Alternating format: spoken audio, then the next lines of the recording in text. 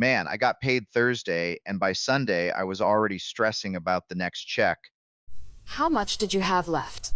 Like $60. And I didn't even do anything fun this month. That's the thing, though. It's never about fun. It's about not knowing where it went. So what? I just need to stop spending. No, you need to stop flying blind. There's actually a name for what you're doing, and a fix. Yeah? What is it? Living paycheck to paycheck. And apparently almost 60% of Americans are right there with you. Your paycheck hits your account. For about 12 hours, you feel okay. Maybe even good. The rent is covered. You grab groceries, you fill up the tank, and then the little things start. A dinner out, a streaming service you forgot you subscribed to, a sale you couldn't pass up. By the time the middle of the month arrives, the math has already turned against you. The next paycheck is still 2 weeks away, and that low balance notification just appeared on your phone. This is living paycheck to paycheck, and if it feels like a trap you can't think your way out of, that's because it is, but not for the reason you think. A 2023 Bankrate survey found that nearly 57% of Americans say they wouldn't be able to cover a $1,000 emergency expense from savings alone, not 57% of low-income households, 57% of Americans across all income levels. That number includes people earning $75,000 a year. It includes people earning $100,000. The paycheck to paycheck cycle is not just a poverty problem. It is a system problem. And the system most people are using is no system at all. Your direct deposit hits. That's your take-home pay after taxes, Social Security contributions, and any 401k deductions have already been pulled before you ever see a dollar. For most Americans, somewhere between 25 and 35% of their gross pay is gone before it touches their account. What lands in your bank is your net income, the number you actually have to work with. Most people treat that number like a starting gun. They spend until it runs out, then wait for the next race to begin. That is the entire problem. In his book, The Total Money Makeover, Dave Ramsey makes a point that sounds almost too simple. Most people do not have a money problem. They have a behavior problem. Specifically, the behavior of spending whatever is available. Think about what happens on a typical payday. Your rent or mortgage is due in 3 days. Your car insurance pulls automatically in a week. Your phone bill is set up on auto pay. None of those things show up as a warning in your account right now. You see $2,400 in your account, and it feels like $2,400. But it might already be $600 once the committed expenses clear. The gap between what you see and what you actually have is exactly where paycheck to paycheck living makes its home. So how do you get out of it? Not by earning more, not by eliminating every small expense. By doing one thing first, telling your money where to go before it decides for itself. This is the core idea behind zero-based budgeting, a method made widely known by Jesse Meckham, the founder of YNAB, which stands for You Need a Budget. Zero-based budgeting means that every dollar of your take-home pay gets assigned a specific job before the month begins.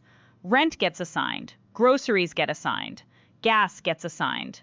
The money left after your fixed bills and necessities gets assigned to savings, to debt payoff, or to discretionary spending, meaning the flexible day-to-day purchases with a firm dollar ceiling on each category.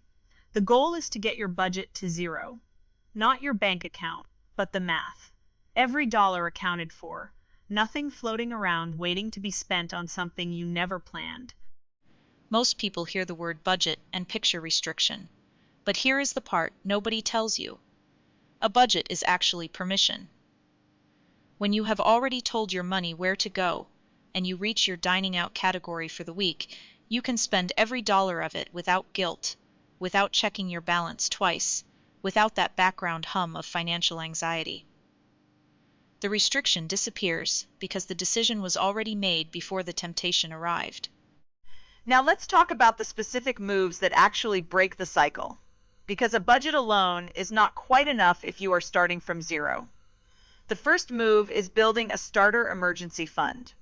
An emergency fund is money that exists for one purpose only: preventing you from going further into debt when something unexpected happens. Before aggressively paying down debt or investing, You need this financial firewall in place. Dave Ramsey recommends starting with $1,000. That sounds small, but for someone living paycheck to paycheck, that $1,000 is the difference between a flat tire being a 15-minute inconvenience and a 3-week financial spiral. You do not need to save it all at once. You need to prioritize it above everything else until it exists. The second move is automating the saving.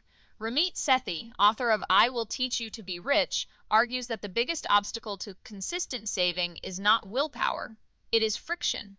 If saving money requires you to manually move it every single month, most people will not do it reliably. If saving happens automatically on the same day your paycheck lands, before you can see the money, before you can spend it, it happens every single time without a decision. Set up a recurring transfer to a separate savings account, timed to your direct deposit. Even $25 to start. The amount matters far less than the consistency at the beginning. The third move is finding the leak. Most people living paycheck to paycheck are not overspending on one large category. They are losing money across dozens of small places they have never added up. The Federal Reserve's survey of consumer finances consistently shows that households underestimate their monthly discretionary spending by 20 to 40%. Subscriptions you forgot about. Convenience purchases that feel trivial in the moment. Dining out 3 times a week that adds up to $400 a month before you notice. You do not need to cut all of these. You need to see them first. Once you see them, you get to decide which ones are actually worth it. And that choice is exactly what having a budget gives you. Here is where you are right now. You have a paycheck, you have bills, and somewhere in between every month, the math stops working out the way you hoped. That is not a personal failing.